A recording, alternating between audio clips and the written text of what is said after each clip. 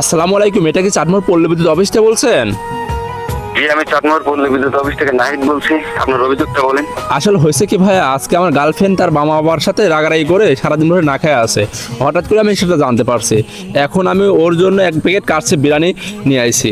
এখন এখানে ওর বাসার সামনে এসে দেখি ওর বাবা ওর বাসার সামনে লাইট জ্বালায় রাখছে। সো আপনি যদি 10 মিনিটের জন্য কারেন্টটা নিয়ে নেন, তাহলে আমি আমার গার্লফ্রেন্ডকে আমার এই বিরিয়ানিটা দিতে পারি। সরি ভাই, আসলে দেখেন এমন ধরনের অভিযোগ আমাদের এই অফিসে নেওয়া হয় না ভাই।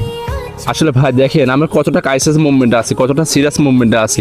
সারাদিন ভরে আমার কলিজাটা, আমার ভালোবাসা মানুষটি না খেয়ে আছে। একটা বার 10টা মিনিটের জন্য নেন ভাই, প্লিজ।